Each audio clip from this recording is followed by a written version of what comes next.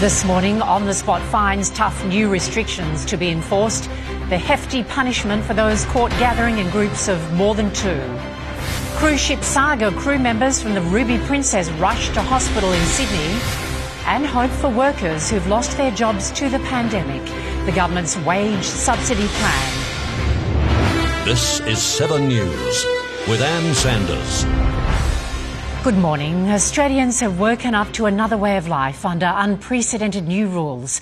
Prime Minister Scott Morrison has warned no one is allowed outside with more than one other person. Those over 70 should self-isolate for the foreseeable future. And everyone should stay at home wherever possible. The infection rate has slowed, but health authorities say the drastic measures are needed to make sure it keeps dropping. As states and territories respond, even tougher restrictions could soon be in place. For more, let's go to Chief Reporter Chris Reason in Sydney. Good morning, Chris. When will enforcement of these new restrictions begin?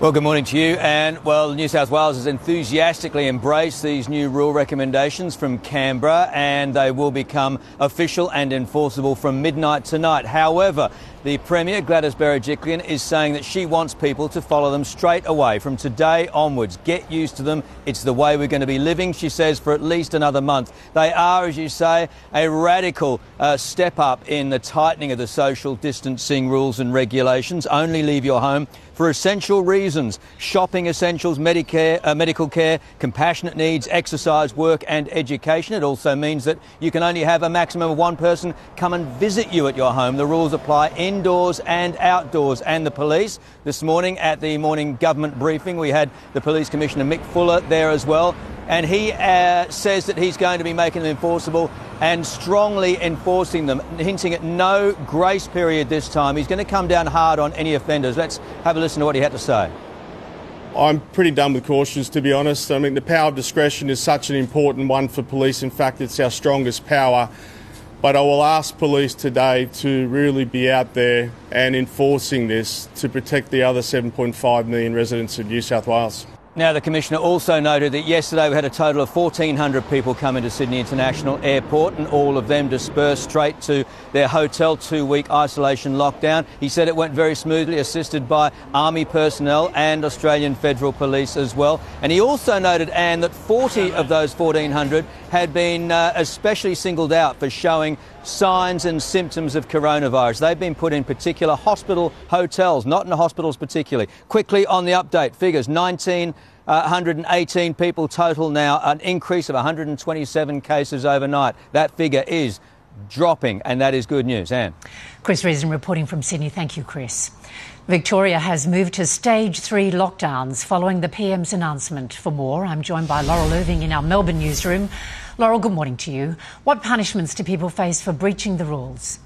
Good morning, Anne. Well, stage 3 in Victoria essentially means Victoria is enabling these rules that the National Cabinet talked about last night. So they will come into effect at midnight tonight, like New South Wales. Here in Victoria, you'll face an on-the-spot fine of more than $1,600, and police will be able to have the powers to issue those under existing laws. And interestingly, the Premier made a point this morning of saying we're not just talking about outdoor here, we are talking about in your home. There are no more dinner parties, there are no more barbecues, encouraging neighbours, if they hear big gatherings next door, to ring police and dob them in. And interestingly, we haven't had any fines issued in Victoria yet. Well, Premier Andrews hinted that that was likely to change, that police are likely to take a tougher approach from midnight tonight. Here in Victoria, we now have 821 cases. Still rising. The increase is generally overall about 10% now, which is better than it was last week, but still doubling every week. And we saw some concerning behaviour over the weekend. It was a lovely, warm weekend of lots of people going down to the beach. That in particular is the behaviour that they want to stop to ensure that we flatten the curve. This is critically important. We cannot have people out socialising, gathering as if this wasn't happening.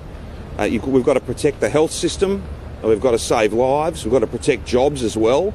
This is very, very important that people do the right thing. Here in Victoria as well, we are having busloads of international arrivals being taken to local hotels. Crown Metropole here in Melbourne received a number of busloads of arrivals this morning. They will, of course, again be in quarantine forced quarantine for 2 weeks. Anne. Laurel Irving in Melbourne. Thank you very much, Laurel. Tasmania has recorded its first coronavirus death after a woman in her 80s succumbed to the illness. It brings the national death toll to 17. Australia's confirmed cases have passed 4,000. New South Wales has the most, with 1,918 people confirmed positive, followed by Victoria and Queensland. Around the rest of the country, COVID-19 cases are continuing to rise. There have been developments overnight in the saga of coronavirus-stricken cruise ship Ruby Princess off Sydney. For more, Evan Batten joins me now. Evan, good morning to you. Sick crew members were taken ashore. That's right, Anne. The Ruby Princess had only docked here about 12 days ago, and 2,700 passengers almost were allowed to go home around the state and around the country and further around the world. And every day it becomes more and more clear what a debacle that decision was and how troubling it is. We know it was about 6:30 last night that New South Wales Water Police were called on to go and retrieve 3 crew members who were on the Ruby Princess. Those crew have remained on the ship since all the passengers left, and it's docked off Botany here. They were sent out to retrieve 3 crew members, all of them in a bad way, suffering corona-like conditions. We don't yet know if they are 100% positive, but 2 of them, we're told, were in a serious condition and a third one in a critical condition. Let's take a listen to what the Police Commissioner had to say a short time ago this morning. Anyone who has to come off comes off at my approval. 3 people. I was told yesterday 3 people needed medical attention, and we facilitated the removal of those 3 people. And Australia's corona cruise ship crisis could have repercussions around the world. And it really is the troubling untold story of the Ruby Princess that we still don't know yet. What we do know is that the toll in New South Wales alone is pushing towards the 200 figure. As I said before, the single largest contributor to the New South Wales coronavirus toll around the country. It's pushing past 120. But Anne, we know that there were 540 people from America on that cruise ship, another 460 people from other countries around the world. So exactly how many of them have tested positive or passed the disease on to others, it's just not clear at this stage, Anne. Evan Batten in Sydney. Thanks very much, Evan. Workers laid off as a result of the coronavirus will benefit from a new wage subsidy to be announced this afternoon. Our political reporter Olivia Leeming is in Canberra. Olivia, this payment could last for 6 months. Good morning, Anne. Yes, as we exclusively revealed last night, workers who've recently been let go or who are about to be as a result of the virus, they could receive about $1,500 a fortnight as part of the government's new JobKeeper allowance to be given to employers. That will be passed on then directly to their staff to save jobs. The government now urging businesses on the cusp of retrenching workers to wait until these new measures are released this afternoon. Here's more from the Treasurer. We want to work with you to keep your staff employed. We recognise there's going to be the other side to the coronavirus, and we want Australia to bounce back stronger than ever. So keeping that connection between employer and employee is very important. And Olivia, the banks are offering relief to more Australian businesses. Yeah, those who have loans worth up to $10 million will now be able to defer their repayments for up to 6 months, lifting that current threshold of $3 million. That will now help an extra 30,000 businesses across the country, a total of more than 400,000 protecting workers. Landlords also of commercial properties will be given a break from their repayments if they agree not to evict tenants like the owners of cafes, shops, pubs who cannot afford to pay their rent. Here's the head of the Australian Banking Association this morning. This will take the weight off the shoulders of those businesses who employ almost 1.5 million Australians. The government also moving to stop foreign takeovers of struggling Australian businesses with far tougher restrictions on foreign investment now in place. Anne. Olivia Leeming with the latest from Canberra. Thank you very much, Olivia. It's shaping to be a volatile day for the share market after a roller coaster start to trading for the week. For the latest, we're live to Network Finance Editor Gemma Acton. Hello, Gemma. How's the market fared so far this morning? Well, and it's been an action-packed start to the day already. Shares slipped initially, then spiked higher, then they fell again, and now they're trading up a solid 1.3%. Leading the pack is Ansell. It's up around 18% so far today after a strong trading update. The company manufactures protective personal equipment, including face masks and gloves, and has unsurprisingly benefited from a recent surge in demand. The buoyant start to trade for Aussie shares today came as a surprise to many market watchers following a large drop on Wall Street heading into the weekend. Meantime, Webjet has extended the suspension of its shares for up to 5 more business days as it keeps working to secure financing to shore up its troubled operations. Shares in the travel agency have dropped by more than 70% since mid-February. Anne. All right, Gemma, thank you very much. Still to come in 7 News, Britain moves to a wartime footing as coronavirus cases soar. The dire forecast why it's going to get worse. And Runway Inferno, a plane on an important mission, explodes on takeoff. That's next. All of the UK is now on an emergency footing, which hasn't been seen since the Second World War. The government made the dramatic announcement as it prepares for a worsening of the crisis. Sarah Greenold explains.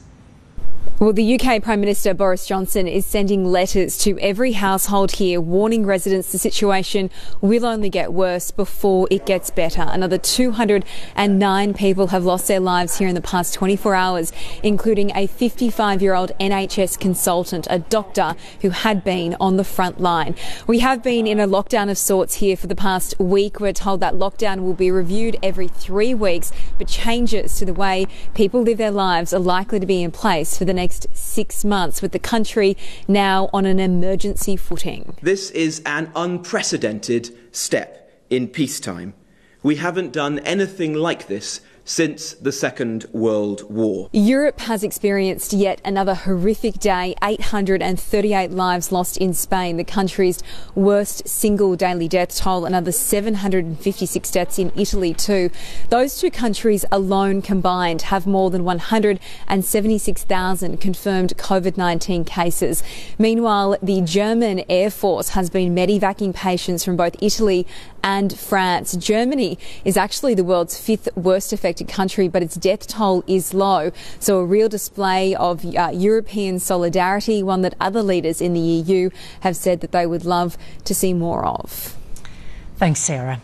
Donald Trump has backtracked on his comments that the US will be open for business by Easter, instead extending social distancing rules.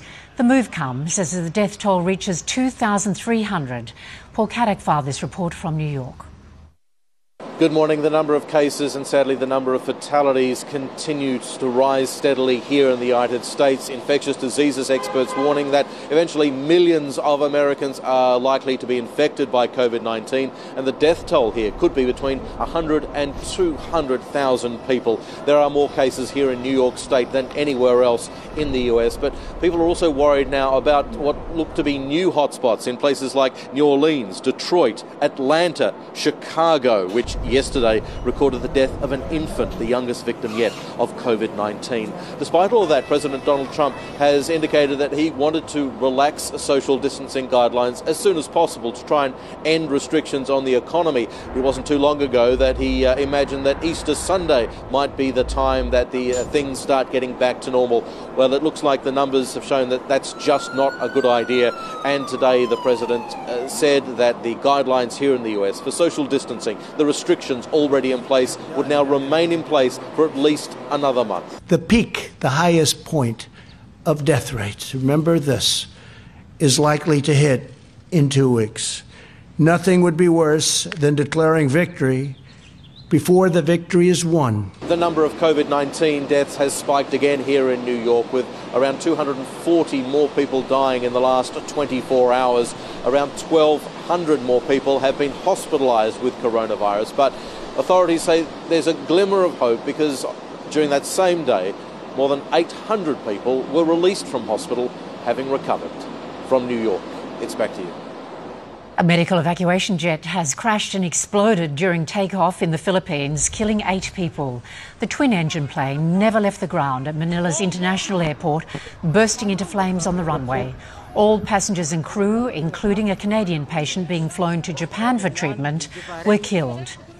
Towns in the southern US state of Arkansas are picking up the pieces after a massive tornado tore through, causing widespread destruction.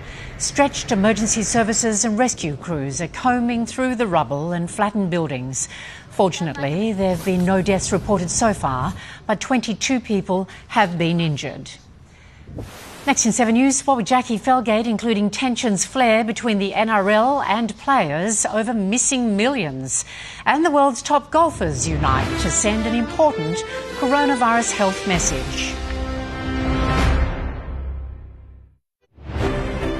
Good morning. The NRL has begun a series of crucial meetings attempting to thrash out a deal with the Players Association over pay cuts. We'll go live now to Chief League reporter Michelle Bishop. Michelle, this is a pivotal day for the game. Good morning, Jackie. It's certainly not a stretch to say that the future of the code, the NRL, is on the line here today. Chief Executive Todd Greenberg and, of course, ARLC Chairman Peter V'landys, they have to get their financial rescue package approved by the Commission, then the clubs and the players. So a huge day. That package includes nearly $25 million to players, which will have to do them for the rest of the year if we have no more games. So effectively 2 months out of 7. The NRL has provided around $19 million of that figure, with the rest looming from liquidation of the Injury Hardship Fund, which was supposed to be for players with career-threatening injuries. Now, in a fiery meeting last night, players including Manly captain Daly Cherry-Evans vented their frustration at the Games administrators for effectively squandering millions. It also emerged that the NRL has shortchanged the players' retirement fund to the tune of $10 million over 3 years. So tensions are certainly running high here today between the players and the league, all desperately trying to avoid financial ruin. Jackie. Yeah, thank you very much, Michelle. OK, the AFL shutdown has been timed perfectly on a personal front for North Melbourne's Todd Goldstein. The ruckman and his wife Felicity are expecting their first baby together later this week, and now doesn't have to decide whether to play or be at the birth. The timing of that has probably helped us a little bit, in the fact that I'm getting a little bit of paternity leave, which we didn't see coming. So, yeah, it's definitely taken the stresses of that knowing that I'll be around. They've had to find a new obstetrician, though, given their original nurse is currently self-isolating after a trip overseas. And some of golf's biggest names have banded together to urge everyone to listen to the real heroes during the coronavirus outbreak: medical professionals. This is a little message for those of you who haven't realised it yet. I am not your hero. Your heroes are the same as our heroes. Our heroes are the doctors and nurses. Our heroes are our social work and healthcare professionals. The golfers want people to listen to the medical advice and stay at home when they can. That is a nice way to wrap up sport. Good advice. Thank you very much, Jackie. Nice to see you. Next in 7's Morning News, the national weather forecast with David Brown.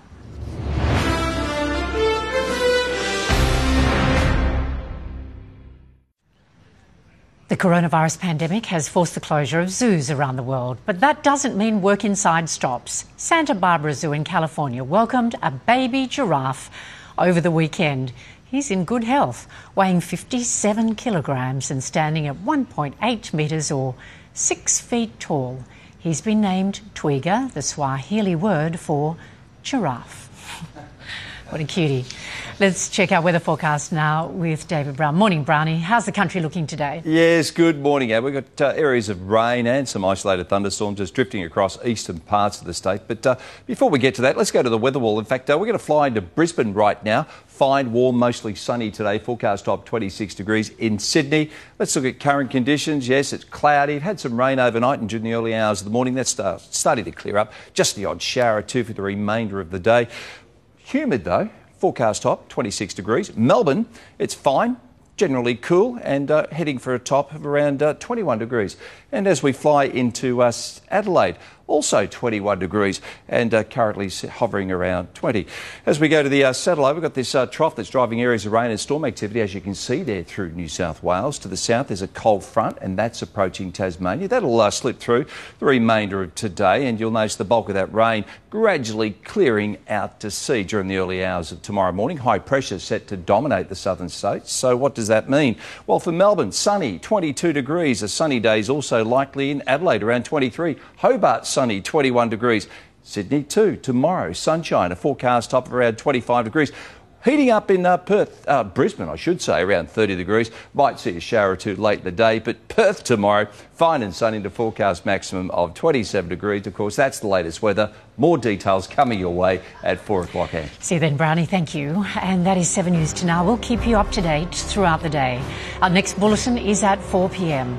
I'm Ann Sanders. Thanks for your company. Have a lovely day. Bye for now.